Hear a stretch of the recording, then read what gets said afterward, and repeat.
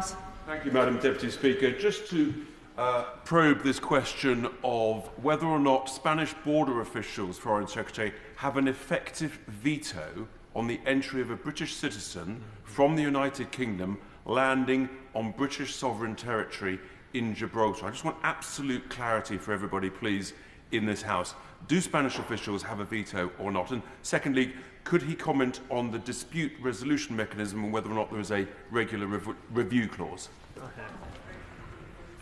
Well, can I say to the honourable gentleman that if he flew into Gibraltar Airport, and there was, and I don't know if he has flown in as I have, and there was an alert. I'm not sure why there might be an alert in the Schengen system, but if there were an alert in the Schengen system, can I reassure him that as he is stopped by the Spanish border guards operating on behalf of the European Union, that he would be handed back to the Gibraltars, where he might feel more comfortable. He will be able to access his rights and the legal system that he certainly feels comfortable with, which is ours, and he would be able to return to the United Kingdom, where no doubt the Spanish would seek to extradite him, and many in this House would be rather pleased.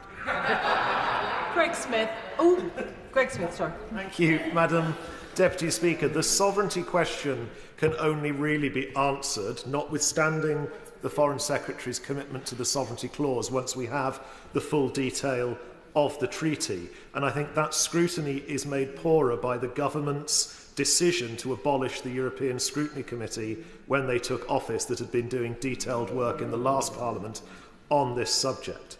But if I can tease that question a little bit further with him, can he give the House an assurance, given the unique nature of Gibraltar Airport, with the runway and aerodrome owned by the Ministry of Defence and operated by the Royal Air Force, will a member of the British Armed Forces landing in Gibraltar have to prove their British identity to anyone in order to go to work?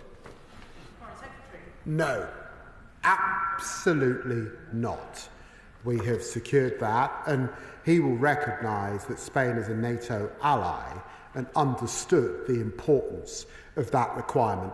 And can I just, Madam Deputy Speaker, because it has been raised, yes, there is a dispute resolution mechanism and determination clause, as you would appropriately expect. Martin Vickers. Thank you, Madam Deputy Speaker. This is a welcome agreement which has been a long time coming. Those of us who've had the privilege of visiting Gibraltar on official delegations are aware of how loyal to Britain and the British Crown Gibraltarians are. When we talk of sovereignty, I think we've established that the police, other than the St Pancras-style operation, will have no authority. But could the Foreign Secretary just confirm that no other Spanish authority, customs officials, for example, will have any authority within on the rock? Well, I'd say to the right honourable gentleman that yesterday I met with the long-standing Member of Parliament, Joe Bolsonaro, at 85, and he shared his reflections on Gibraltar, its attachment to the UK, and of course the war and being evacuated to London. He reflected on, and where there have been disagreements with the UK, where the UK has not understood that they are part of the family. And can I give him the assurance that he seeks? Yes, is the answer. Bob Blackman. Thank you, Madam Deputy Speaker.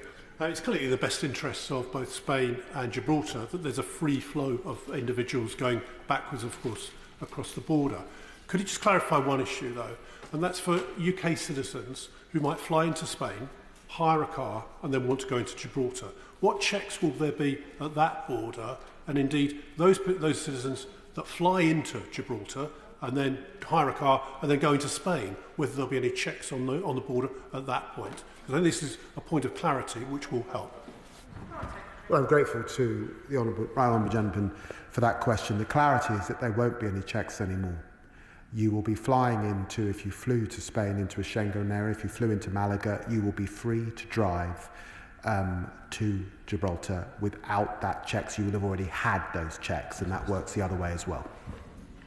Jim Shannon. Thank you, Madam Deputy Speaker. I thank the Secretary of State first of all for his statement, but I have to ask this question because the similarities between Gibraltar and Northern Ireland are similar. As a nation who has had sovereignty issues in terms of European overreach in borders, Northern Irish people will feel the anxiety of this agreement. So can the Secretary of State outline what consideration has been given to the views of Gibraltarians and what consultation was held regarding the policy of a foreign nation on their soil? Well, can I reassure the right honourable gentleman that our position of nothing about Gibraltar without Gibraltar gave those guarantees, and there were no meetings held, certainly under this government, but I'm quite sure it was under the last government as well, without the Chief Minister in the room, so that they were happy. And we would not have had a deal were they not happy. There would not have been a deal were the Chief Minister not able to stand up and say, I'm happy with this deal. That was the guarantee we gave them. And of course, we reflected on the issues that arose in relation to Northern Ireland. Can I thank the Foreign Secretary for his statement this morning, and I will just allow a moment for the two front benches to swap over.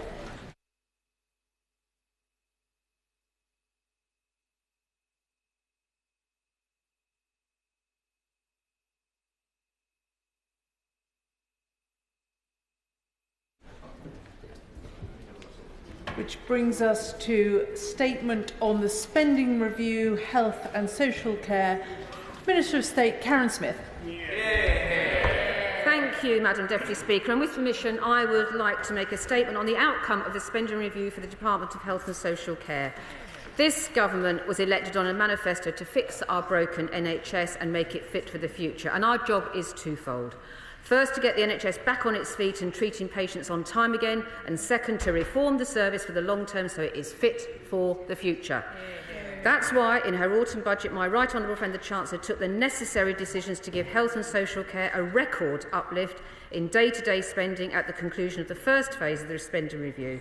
The Department of Health and Social Care received a cash injection of £26 billion, covering day-to-day spending and capital investment in 25-26 compared to the 23-24 outturn.